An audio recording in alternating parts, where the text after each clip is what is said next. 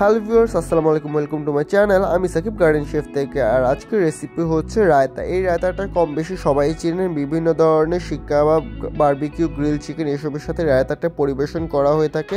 আর একদম রেস্টুরেন্টের মতো টেস্টের রায়তা বানাবো। তো কথা না বাড়িয়ে চলুন ভিডিওটি শুরু করা যাক।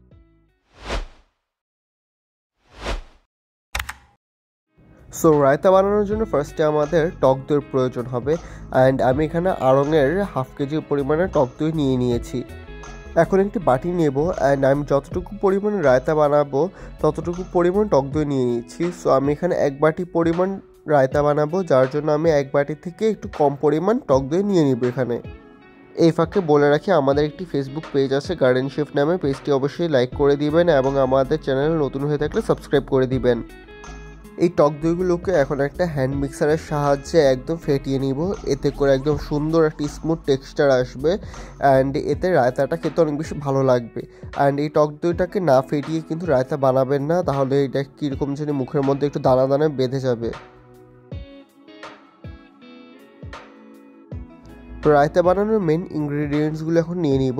সো ফার্স্টে দিয়ে দিচ্ছি 1 মুঠ পরিমাণ ধনে পাতা, এরপর দিয়ে দিচ্ছি হাফ কাপ পরিমাণ পুদিনা পাতা। এই পুদিনা পাতাটাই হচ্ছে রায়তার মেন ইনগ্রিডিয়েন্ট। আর 3-4টার মতো কাঁচামরিচ। এখন সবগুলোকে ব্লেন্ড করে নিব।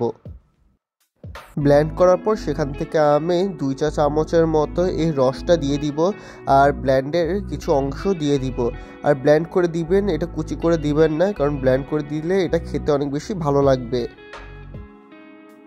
দিয়ে দিচ্ছি এখন হাফ চা চামচ থেকে কম পরিমাণ বিট লবণ, 1/4 টিস্পুন পরিমাণ জিরা গুঁড়া, সামান্য একটু পরিমাণ লবণ, আর দিয়ে দিচ্ছি হাফ চা চামচ থেকে কম পরিমাণ গোলমরিচের গুঁড়ো এবং 1.5 চা চামচ পরিমাণ চিনি। এখন এই সকল উপকরণকে একসাথে হ্যান্ড মিক্সারের সাহায্যে মিক্স করে নিব অ্যান্ড দেখবেন খুবই সুন্দর একটা টেস্ট এবং টেক্সচার আসবে। একটু টেস্ট করে দেখবেন, যদি লবণের প্রয়োজন অথবা চিনির প্রয়োজন হয় তাহলে সেটা কম বেশি করে ব্যালেন্স করে নেবেন। অ্যান্ড ভিডিওটা এতক্ষণ পর্যন্ত দেখতে থাকলে অবশ্যই আমাদের ভিডিওতে একটা লাইক করে দিবেন। যেমনটা বলেছিলাম, এক বাটি পরিমাণ রায়তা বানাচ্ছি। সো বাটির বাকি অংশগুলোতে আমি শসা দিয়ে দিচ্ছি। এখানে আমি একটা সম্পূর্ণ শসা দিয়েছি এবং শসা দেওয়ার পর এটাকে সম্পূর্ণভাবে ভালো করে মিক্স করে নিচ্ছি। আর সর্বশেষে আমি এটাকে গার্নিশ করছি একটা পুদিনা পাতার অংশ দিয়ে। সো রেডি হয়ে গেল আমার রায়তা। এই রায়তাটা পরিবেশন করতে পারবেন বারবিকিউ চিকেন এবং বিভিন্ন ধরনের কাবাবের সাথে, যেগুলোর ভিডিও আমার চ্যানেলে অলরেডি রয়েছে। আশা করি ভিডিওটি ভালো লেগেছে। ভিডিওটি ভালো লেগে থাকলে লাইক, শেয়ার, কমেন্ট করতে ভুলবেন না। নতুন নতুন ভিডিও দেখতে সাবস্ক্রাইব করে পাশে থেকে বেল আইকনটি বাজিয়ে দিবেন। আর আমাদের সাথে যুক্ত হতে ফেসবুক ও ইনস্টাগ্রাম পেজের লিঙ্ক ডেসক্রিপশনে দেওয়া থাকবে।